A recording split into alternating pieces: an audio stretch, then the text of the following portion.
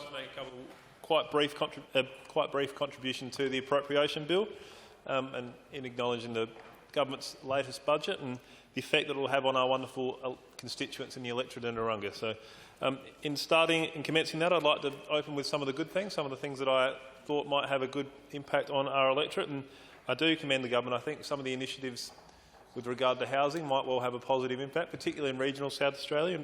It was wonderful to, during the course of Country Cabinet, actually, I think, where the government announced a new Office of Regional Housing, and I think that will be a good initiative. It's might be somewhat out of character to commend the establishment of more bureaucracy, but I think that this potentially might have some flow-on benefits for our electorate. And I've already made a number of submissions to that office about land or property that might be of use to that department in establishing more regional housing. We haven't had a significant increase in the public housing stock for quite some time, and having that office there and identifying suitable parcels of land and likewise for more regional housing will be a wonderful asset. And I think that will flow perfectly into the initiative that has started already, I believe, into the building of housing for public employees, teachers, doctors, other people that work for the public system, the state. The housing provided for them should get them out of the private rental market. It should mean that those private rentals are now open to other people that need them, and it should hopefully attract more people to our regions. If we have some more housing, some nicer housing, some more contemporary housing, then we should be able to attract those teachers, those people that we need so desperately to staff our schools and other public institutions out to regional South Australia, and hopefully we continue to see a strong flow of well-qualified and talented people out doing those jobs. And finally, the waiving of stamp duty for first home buyers, I think, will be a wonderful thing and hopefully stimulate home ownership and get people out of the rental market and ease the burden on that sector at the moment. And that should be a wonderful addition too. And I think the threshold amount that the government has settled upon might lend itself better to houses in the country as opposed to houses in the city. I can't quite remember the number, but I think that there'll be more houses available in regional South Australia than there are in the metropolitan Adelaide at that number. So those three initiatives, I think, should or could have a positive benefit to our regional community, and I'm hoping that rings true. The second thing that I'd like to touch on, and I've put it in my good category, Mr Deputy Speaker, but I think it could well fall into both, is jetties. It was wonderful to see an allocation made for the sustainment of our jetties, most of which reside in regional South Australia and quite a few of which reside in my electorate. And the $20 million committed over 4 years will be a wonderful contribution toward that. But on the same token, there could have been a lot more. There's quite a large number of jetties, and a large number of them are in a state of serious disrepair. And 20 mil, pardon the pun, might well be a drop in the ocean. We certainly need to see that number ramped up, and we certainly need to see commitments made to specific jetties. And I'd like to touch on a few, although there are quite a few in my electorate, a few specifically. And the first of those is Edithburgh. We know that there's been a business case done on Edithburgh to establish the cost that would be required to remediate that jetty, to bring it up to standard. And I'd like to know what that recommendation was. And it's probably fair to say that I've been banging on the minister's door quite a bit over the last few days to see if we can't get Edithburgh brought forward and allocated a significant percentage of that 20 mil, because concurrently there's works going on at Edithburgh to install a new diving platform. We know that it's one of the foremost diving locations in this state, with a significant amount of to see underneath that jetty there and in that sort of precinct. So there's work going on currently to install that dive platform. So if we can time that works to remediate the jetty at the same time, I reckon that'd be a smart way to go about it. So Edithburgh would be a good thing, and as I said, I don't want to repeat myself, but I've been banging down the minister's door now to see if we can secure a significant allocation out of that 20 mil, and here's hoping that in the fullness of time we see that come to fruition. The other couple I wanted to touch on was Ardrossan, which is a seriously popular jetty and is really falling apart. There are a number of piles there that are serving no purpose at all at the moment, and although the council's sort of plugging away trying to replace as many as possible, it is a job beyond their means, and it would be a handy thing to see some of that money or some more money go toward helping fix up the Ardrossan jetty for all those people that use that on a regular basis. And finally, I've been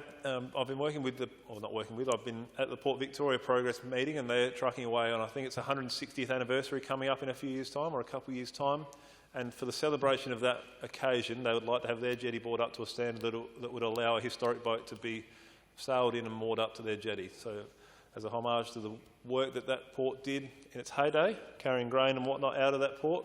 It would be a wonderful thing if we could have the jetty brought up to that standard to enable that to happen. And I know the Progress is working away assiduously trying to put together that celebration, and it's their fervent desire to have the jetty brought up to that standard. So I'm hoping that we can get stuck into trying to fix that one up as well, so that that can enable that wonderful celebration of the long history of Port Victoria to go ahead.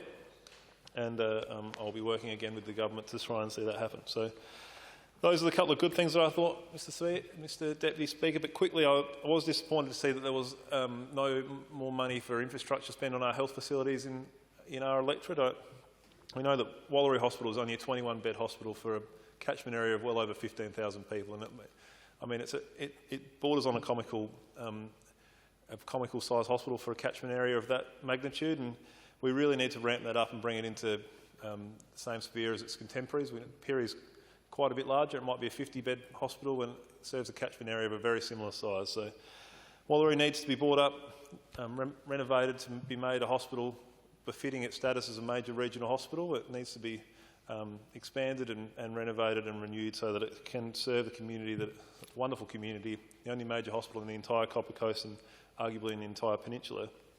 We need to see some investment in that infrastructure and bring that up to spec. So it was disappointing not to see anything there. It was disappointing likewise to not see any new spend at Maitland or Yorktown as well to bring their emergency departments up to spec. It was only in the last government where we got significant investment in the Yorktown surgery to bring that up to spec, to bring that into the 21st century, and they're doing lists down there now for minor operations. So that's been a wonderful success, and it only needs now for the opening up of the ED to bring it completely up and have a brand new hospital down there. So it'd be wonderful to see some investment in infrastructure in our health services. It'd be wonderful to see some investment into security services to keep our nurses safe. I know it's been the focus of the union, who have been tirelessly advocating for their members to try and make sure that they're kept safe, those wonderful workers that we cherish so much in regional South Australia, those health workers who are so difficult to attract. It'd be a dreadful shame if they were wanting to leave our community because of the concerns they had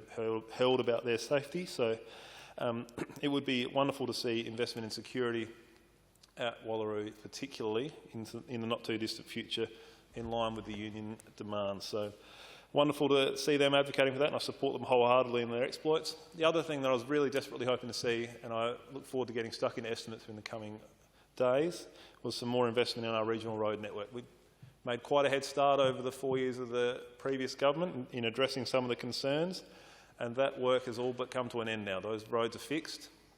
People are driving on them and enjoying them quite a bit, and we need to start that next tranche of work to ensure that that backlog of roads is starting to be addressed and eaten away at, and we're not just stopping now and letting it build up again into what it was before. So I desperately hope to see works done at Arthur and Colpara, which grain producers SA had identified as the worst grain road in the state. I'd hope to see funding at the Port Broughton to Butte Road, and it would be wonderful to see work done between Minleton and Yorktown as well. So just to name a few, there are a great deal more, but those are a few that I'd hope to see. And as I dig in estimates to see if there's any of that less explicit allocations of money that might be used to bring about that expenditure, I sincerely hope that it is. The other thing which I look forward to digging into during estimates is the SABFAC funding, the Better Boating Facilities funding. I've been working away for some years now, actually, trying to ensure that there's a new boat ramp at Marion Bay, which is an extremely popular tourism destination with a boat ramp that's sort of basically just a concrete slab going out to the ocean. It's very difficult for people that don't go there regularly to launch their boat when the tide is high or the winds are up, and can make for quite concerning viewing for those inexperienced boaties, or maybe those that are just out of luck a little bit, who are trying to come in and line their boat up with its trailer when those conditions aren't quite there. So there has been significant local advocacy happening down at Marion Bay to try and get that boat ramp fixed, and the council have been ticking all the boxes of the bureaucracy to try and make sure it happens, and we're finally at a point now where that funding submission is with SABFAC.